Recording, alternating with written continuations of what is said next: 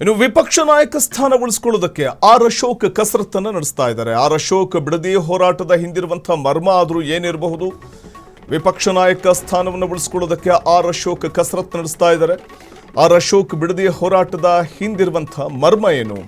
ತಮ್ಮ ಸ್ಥಾನವನ್ನು ಉಳಿಸಿಕೊಳ್ಳೋದಕ್ಕೆ R Ashok full active ಆದ್ರ.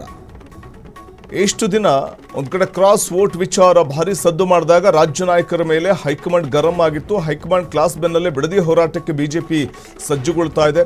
ಲೀಡರ್ಶಿಪ್ ಪ್ರೂವ್ ಮಾಡೋದಕ್ಕೆ ಆರ್ ಅಶೋಕ್ ಅವರು ದಿಢೀರ್ ಅಂತ ಈ ಒಂದು ಪ್ಲಾನ್ ಹಾಕೊಂಡಂತಿದೆ. ಹೀಗಾಗಿ ಬಿಡದಿ ಟೌನ್ಶಿಪ್ ವಿರುದ್ಧ ಬಿಜೆಪಿ ಬೃಹತ್ ರಣಕಹಳೆ ಮೊಳಗಿಸೋದಕ್ಕೆ ಮುಂದಾಗ್ತಾ ಇದೆ. ವಿಪಕ್ಷ ನಾಯಕ ಸ್ಥಾನವನ್ನು ಉಳಿಸಿಕೊಳ್ಳುವಂತಹ ಒಂದಷ್ಟು ಕಸರತ್ತುಗಳು ಕೂಡ ಆರ್ ಅಶೋಕ್ ಮುಂದಿದೆ. ಯಾಕೆಂದರೆ ಒಂದು ಕಡೆ ಪರಿಷತ್ ಚುನಾವಣೆ ಮತ್ತು ಬೈ ಎಲೆಕ್ಷನ್ ಸಂದರ್ಭದಲ್ಲಿನ ಸೋಲು, ಪರಿಷತ್ ಚುನಾವಣೆಯಲ್ಲಿ ಆದಂತಹ ಒಂದು ಕ್ರಾಸ್ ವೋಟಿಂಗ್ನಿಂದ ಆದಂಥ ಮುಜುಗರ, ಇದೆಲ್ಲವೂ ಕೂಡ ಎಲ್ಲ ಒಂದು ಕಡೆ ವಿರೋಧ ಪಕ್ಷದ ನಾಯಕರಾಗಿ ಆರ್ ಅಶೋಕ್ ಅವರು ಸಮರ್ಥವಾಗಿ ತಮ್ಮ ಒಂದು ಹುದ್ದೆ ಏನಿದೆ ಅಥವಾ ಈ ಶಾಡೋ CM ಅಂತ ನಾವು ಕರಿತೀವಿ, ಸೊ ಅದಕ್ಕೆ ತಕ್ಕ ರೀತಿಯಲ್ಲಿ ನಡ್ಕೊಳ್ತಿಲ್ವಾ, ಒಂದು ಪ್ರಬಲ ವಿರೋಧ ಪಕ್ಷದ ನಾಯಕರಾಗಿ ಅವರು ನಡ್ಕೊಳ್ತಿಲ್ವಾ ಅನ್ನುವಂಥ ಪ್ರಶ್ನೆಗಳು ಉದ್ಭವ ಆಗ್ತಾ ಇದ್ದು, ಬಹುಶಃ ಪರಿಷತ್ ಚುನಾವಣೆ ಫಲಿತಾಂಶ ಕೂಡ ಅವರಿಗೆ ದೊಡ್ಡ ಸೆಟ್ ಬ್ಯಾಕ್ ಆಗುವಂಥ ಸಾಧ್ಯತೆ ಇದೆ.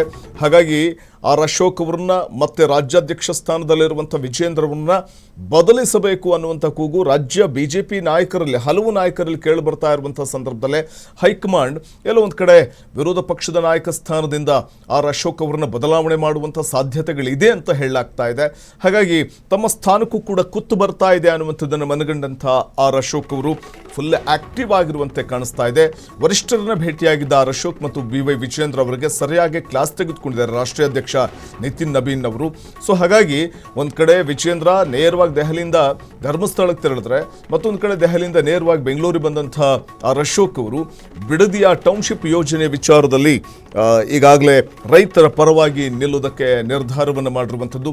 ಇಷ್ಟು ದಿನಗಳ ಕಾಲ ಪರಿಷತ್ ಚುನಾವಣೆಯ ಕ್ರಾಸ್ ವೋಟಿಂಗ್ ಬಗ್ಗೆ ತಲೆ ಕೆಡಿಸ್ಕೊಳ್ತಾ ಇದ್ದಂಥ ಇದೇ ಆರ್ ಅಶೋಕ್ ಅವರು ಇದೀಗ ಬಿಡದಿ ಹೋರಾಟಕ್ಕೆ ಧುಮುಕ್ತಾ ಇರುವಂಥದ್ದು ಸಾಕಷ್ಟು ರೀತಿಯಲ್ಲಿ ಚರ್ಚೆಗೆ ಮಾಡಿಕೊಡ್ತಾ ಇದೆ. ತಮ್ಮ ಸ್ಥಾನವನ್ನು ಗಟ್ಟಿ ಮಾಡಿಕೊಳ್ಳೋದಕ್ಕೆ ಫುಲ್ ಆಕ್ಟಿವ್ ಆಗಿದ್ದಾರೆ ಆರ್ ಅಶೋಕ್ ಅವರು ಅನ್ನುವಂಥ ಮಾತುಗಳು ಕೇಳಿ ಬರ್ತಾ ಇರುವಂಥದ್ದು. ಆಕ್ಟಿವ್ ಆಗಿರುವಂಥ ಆರ್ ಅಶೋಕ್ ಅವರು ಒಂದು ಕಡೆ ಕ್ರಾಸ್ ವೋಟ್ ಸದ್ದು, ಮತ್ತೊಂದು ಕಡೆ ರಾಜ್ಯ ನಾಯಕರ ಮೇಲೆ ಹೈಕಮಾಂಡ್ ಗರಂ. ಇನ್ನು ಹೈಕಮಾಂಡ್ ಕ್ಲಾಸ್ ಬೆನ್ನಲ್ಲೇ ಬಿಡದಿ ಹೋರಾಟಕ್ಕೆ ಬಿಜೆಪಿ ಸಜ್ಜಾಗ್ತಾ ಇರುವಂಥದ್ದು. ಒಂದು ಕಡೆ JDS ಮಾತ್ರ ಅಲ್ಲಿ ಬಿಡದಿಯ ಒಂದು ಹೋರಾಟದಲ್ಲಿ ರೈತರ ಪರವಾಗಿ ನಿಂತ್ಕೊಂಡು ಹೋರಾಟವನ್ನು ಮಾಡ್ತಾ ಇದ್ರೆ, ಬಿಜೆಪಿ ಮಾತ್ರ ನೈತಿಕ ಬೆಂಬಲವನ್ನು ಸೂಚಿಸಿ ಸುಮ್ಮನೆ ಇತ್ತ ಅನ್ನುವಂಥ ಒಂದಷ್ಟು ಪ್ರಶ್ನೆಗಳು ಕೂಡ ಉದ್ಭವ ಆಗಿದ್ದಂಥ ಸಂದರ್ಭದಲ್ಲೇ ಈಗ ನೇರ ಅಖಾಡಕ್ಕೆ ಇಳಿತಾ ಇರುವಂಥದ್ದು ಇದೇ ಆರ್ ಅಶೋಕ್ ಅವರು. ನೇರ ಬಿಡದಿ ಹೋರಾಟಕ್ಕೆ ಇಳಿತಾ ಇರುವಂಥದ್ದು ಆರ್ ಅಶೋಕ್. ಹೈಕಮಾಂಡ್ ಯಾವಾಗ ತರಾಟೆಗೆ ತೆಗೆದುಕೊಳ್ತೋ, ಒಬ್ಬ ವಿರೋಧ ಪಕ್ಷದ ನಾಯಕರಾಗಿ ಸಮರ್ಥವಾಗಿ ಕೆಲಸವನ್ನು ನಿಭಾಯಿಸ್ತಾ ಇದ್ದಾರಾ ನೀವು ಅನ್ನುವಂಥ ಪ್ರಶ್ನೆಗಳು ಕೂಡ ಸಹಜವಾಗಿಯೇ ಹೈಕಮಾಂಡ್ನಿಂದ ಆರ್ ಅಶೋಕ್ ಅವರಿಗೆ ಎದುರಾಗಿರ್ತವೆ. ಹಾಗಾಗಿ ಆರ್ ಅಶೋಕ್ ಅವರೀಗ ಫುಲ್ ಹೈಪರ್ ಆಕ್ಟಿವ್ ಆದಂತೆ ಕಾಣಿಸ್ತಾ ಇದೆ. ಅಂದರೆ ಆಕ್ಟಿವ್ ಆಗಿದ್ದು ಈಗ ಬಿಡದಿ ಹೋರಾಟಕ್ಕೆ ಧುಮುಕುವಂಥ ಒಂದು ನಿಟ್ಟಿನಲ್ಲಿ ಮುಂದಾಗ್ತಾ ಇದ್ದು, ಮತ್ತು ಆರ್ ಅಶೋಕ್ ದಿಢೀರ್ ಈ ಒಂದು ಪ್ಲಾನ್ ಇದೆಯಲ್ಲ, ಒಂದು ಕಡೆ ಹೈಕಮಾಂಡ್ ತೆಗೆದುಕೊಂಡಂಥ ಒಂದಷ್ಟು ಕ್ಲಾಸ್ಗಳೇ ಕಾರಣ ಅಂತ ಹೇಳಲಾಗ್ತಿದೆ. ಮತ್ತು ಬಿಡದಿ ಟೌನ್ಶಿಪ್ ವಿರುದ್ಧ ಬಿಜೆಪಿ ಬೃಹತ್ ರಣಕಹಳೆಯನ್ನು ಕೂಡ ಮೊಳಗಿಸಲಿಕ್ಕೆ ಮುಂದಾಗ್ತಾ ಇದೆ.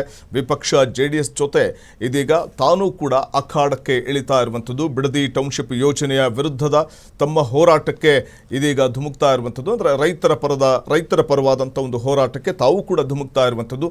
ಹಾಗಾಗಿ ಬಿಜೆಪಿ ಬೃಹತ್ ರಣಕಹಳೆಯನ್ನು ಮೊಳಗಿಸೋದಕ್ಕೆ ಈಗ ಸಜ್ಜಾಗ್ತಿದೆ.